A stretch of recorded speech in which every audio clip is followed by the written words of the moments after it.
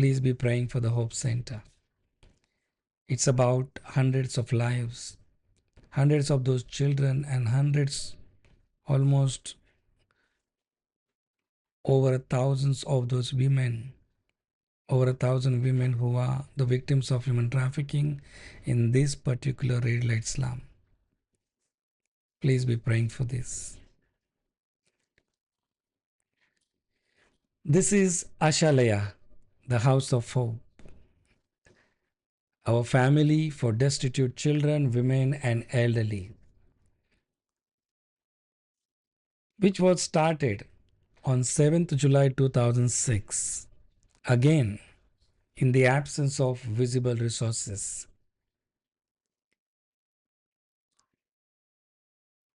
One fine Sunday morning, as I was making my way to go to one of our slum house church, I witnessed children searching food in the garbage and eating right out at a dustbin on the roadside. And that's something the Lord used to speak into my life and caused us to start praying to start the House of Hope, a residential shelter for the destitute. 2005, I felt a challenge as to what am I waiting for? Are we going to wait for resources to appear and then we start? It needed to start. It needed to ice break. I felt a challenge about it, and it's kind of funny. I took a plastic piggy bank, a box, put a label on it, the House of Hope, made a decision and prayer that once this box is full, we will start the House of Hope. 15th June 2006, this box was full with 933 rupees, hardly about $12.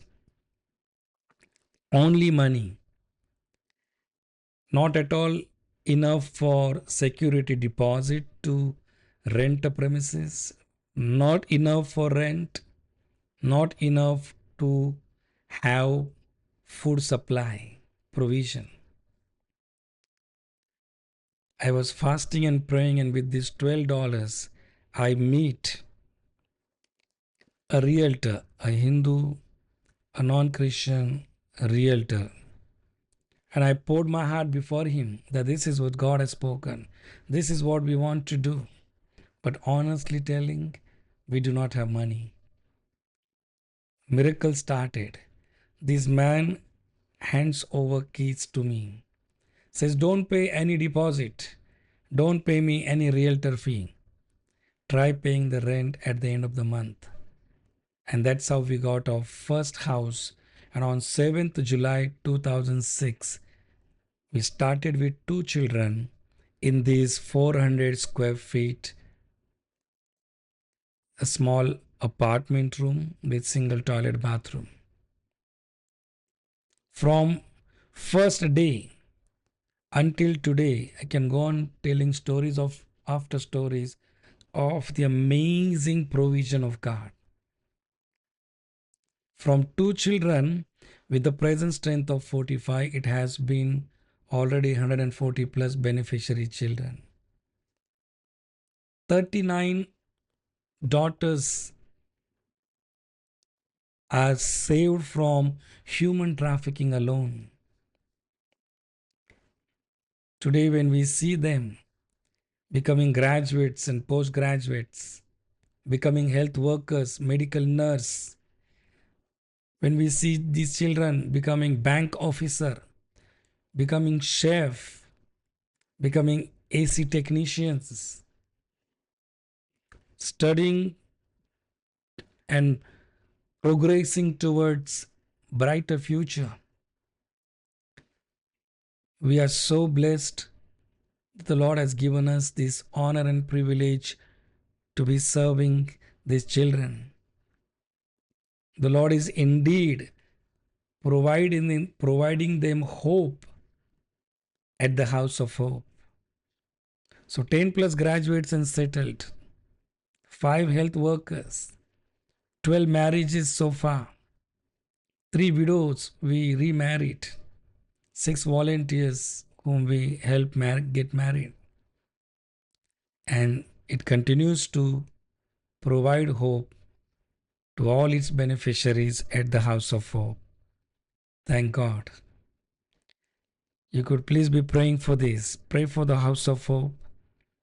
As the Lord leads you, you could sponsor a child so that they can have a future and a hope. And now the Lord is leading us to build the city of hope. This is a God-sized vision. The Lord gave me this vision in the very first month of starting the House of Hope in July 2006. In the middle of the night, I saw this vision and I woke up and wrote it all. That it shall be a single spread along campus of 30 acres of land, which will be a place of refuge for hundreds and thousands of orphans and HIV and destitute children, for widows and for the victims of human trafficking, for destitute elderly, hospice care for terminally ill, for addicts, mentally and physically challenged, educational programs, vocational skill programs, and for self-sustenance, various income generation programs, and for inner personal regeneration, church, prayer retreat center, a Bible school, all happening in one place. I wrote it all and started sharing, praying and sharing about it. It sounded a crazy idea. Many people laughed about it. I mean, it sure was something like cannot imagine, because in the city of Mumbai around, when the real estate prices are so high, couple of $100 per square feet, and here the Lord spoke about 30 acres of land,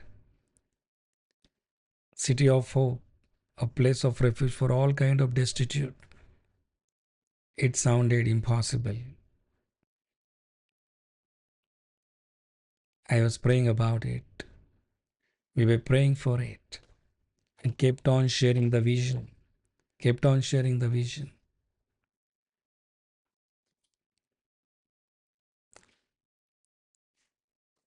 And while we were praying, the Lord was leading me to go to a specific direction called Khopoli Khalapur area. I would somehow put some petrol in my motorbike and go looking for land. No clue as to when and how are we going to buy. I had no money. One fine day I was on this particular land and I felt the presence of God and a strong conviction that this is where the city of hope going to happen. When I made the inquiry, I was stunned to hear that the land belonged to none other than the richest man in India, perhaps Asia, and amongst the top 10 in the world, Mr. Mukesh Ambani and his company Reliance. They had acquired this particular land parcel, about 157 acres. They wanted to buy thousands of acres, but due to some technical reasons, their plan was not getting through. And during that phase, these brothers, they splitted their business. And so this particular segment got stagnant. They wanted to do a SEZ, Mumbai SEZ, Special Economical Zone. It wasn't going through. So they wanted to sell it off. After much efforts, I reached out to their office. The director of this particular segment of the company saw me in the CCTV and he refused to meet, saying that this is about millions of dollar worth land deal. Looking at this man, I don't find it worth meeting him. He looks like a beggar. Let's not waste our time. He refused, but I persuaded. He gave me 2 minutes. I'm standing in his office